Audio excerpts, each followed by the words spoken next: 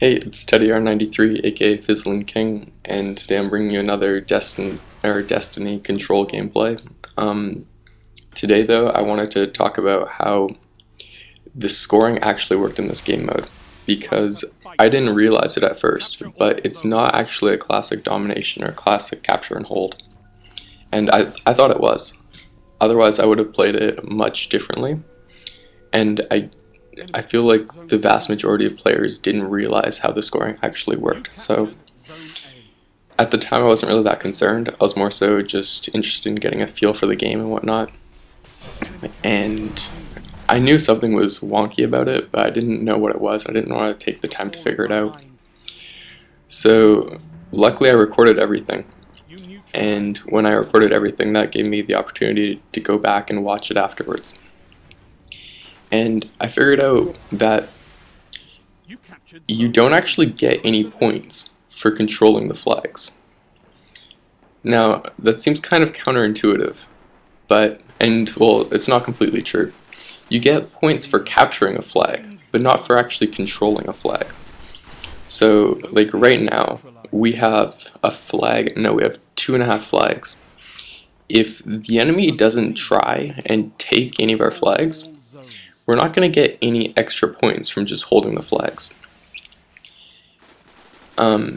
So the way that the scoring actually works is your team score is just a sum of all the scores on your, or of the players on your teams, or on your team. So every time I get a kill right here, or like an assist right there, for an assist I got 50 points, so that's 50 points added to my team's score. And right there I got a kill. And what you'll see below that is that it said 3-time zone domination, and it had an extra, I think, 200 points on it. So the kill gave me 100, and having the 3 zones when I got that kill gave me another 200. So that's why you want to have the zones. But it's not like a static thing where if you're just there and the enemy's not pressing your flags or whatever, you're not just gaining points waiting on them. You actually have to just go hunt out and kill them. So there's other special things you get points for. Every time you neutralize a flag, you get 25 points. And every time you capture one, you get 75. So the complete switch is 100 points. And that's 100 points per player that's on the flag. So you'll see at the start of a lot of these games, about half the team breaks for your home flag and half the team breaks for the neutral flag in the middle. And that's something that's really common in Call of Duty right off the break. It's less common in Killzone because it's not like a pure domination or pure capture and hold game mode. Most of the time when capture and hold comes around, sorry. Most of the time when capture and hold comes around, it's right after another mission and people are mid-life, and because you have spawn beacons and whatnot, you're not spawning from your base and it's not as clear where to go right off the bat. But with Domination in Call of Duty, you have all your players spawning at one point, so half of them break for your home flag to capture really quickly, and the other half break for that middle flag to contest and make sure the other team doesn't get it, because in that game, it's the same as capture and hold, where it doesn't matter how many people you kill, your score's not changing. It's just how much or how long you control the flags for. But for example, in this one, let's say that the other team let's say you're playing 5-on-5, and the other team all 5 of them break for their home flag, and they all capture it. Right there, that's 75 points for the capture times 5, that's 375. Okay, so they're getting 375 points right there. And now you have, let's say you leave 2 of your players at home and you break 3 for the mid flag. Now all of a sudden, all 5 of your players captured a flag, but you're also only getting 375 points. So there's not going to be a difference until one of your team starts killing the other players. So of course, every kill you get will have that extra, I think 50 points is the difference between a kill when you have 1 flag cap and 2 flag caps. but it's not some gigantic difference between having the one flag and the two flags right there. So right off the bat, it might not be a bad idea to just keep all your players on your home flag, capture that, and then press for the next one, because if you win that next one as well, then all 5 of your players will have capped 2 flags. And instead of only getting 375 points, you'll go and you'll get 750. So I think that this change will probably introduce like a really nice meta to this game, because it's not something that I've seen in any other game. I don't know if it's brand new or if there's some old game that I'm missing.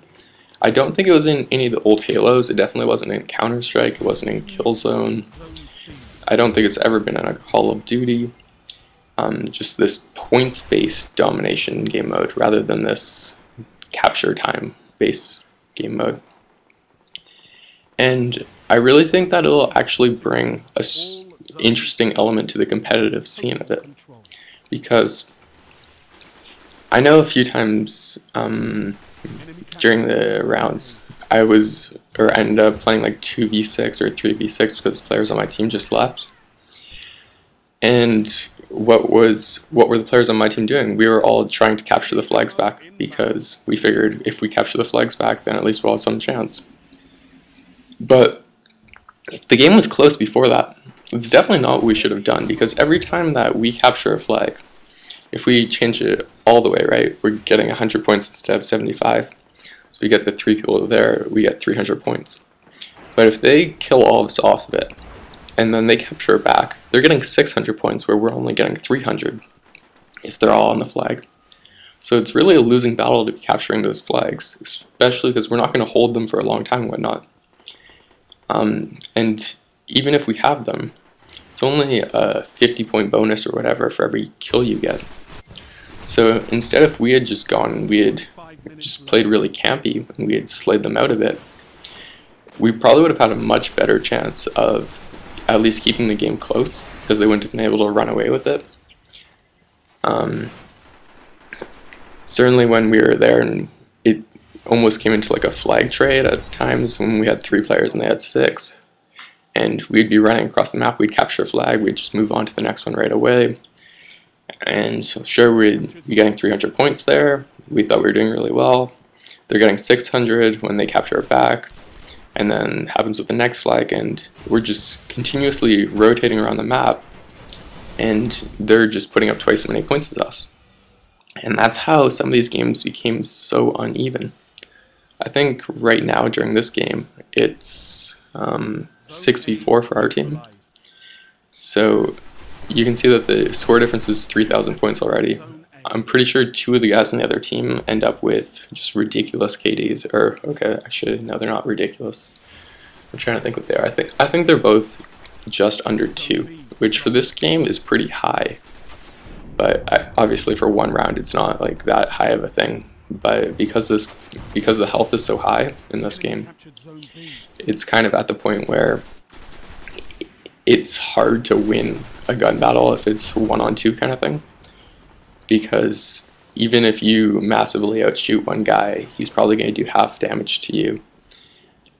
And that's like best case scenario, he'll only do half damage to you. And if you haven't had time to recharge your shields yet or whatever, there's another guy there, he does half damage to you, and all of a sudden you're dead.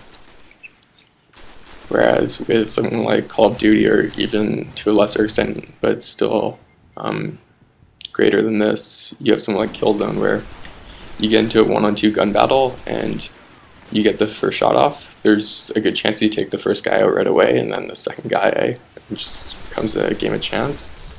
Most of the time you can take him out, but sometimes you can't. But in this, if you're 1-on-2, there's a good chance, even if you have the most gun skill, you're not going to take either of them out. Right, so what else do I want to talk about with regards to scoring? There's a couple other special things on the other map that you get points for. Well, I guess on this map too, you get you get points for assists as well, and then you get an extra, I think, 10 points if you get a headshot. On the other map, there were vehicles. There were pikes and there were what they call interceptors, which were basically tanks. It's basically the difference between like a tank and a motorcycle. Okay, motorcycle's not the right word because it could shoot and whatnot, but let's just call it like a land speeder and like a tank or whatever. And if you got a kill in either of them, you got what's called a pilot kill, and that gave you an extra 25 points. If you killed the driver of either of them, you got an extra 75 points for a kill on the guy in the interceptor, and you got an extra 50 for a guy in the pike. I'm not sure how that changes if you destroy the vehicles, because I think I only destroyed one of the vehicles 2 or 3 times, and I have hours of footage of this game. I don't really want to go through all of it to just figure out how many points you get for it. But yeah, just small things like that, and just add up small bonuses. And it's kind of like maybe the vehicles aren't actually that OP, because if you come at it from just a straight like it will kill you perspective, like yeah, sure, like I'd way rather have one than not. But if you're getting more points for killing a guy that's in it than he's getting for killing you, all of a sudden this becomes a bit more fair of a battle.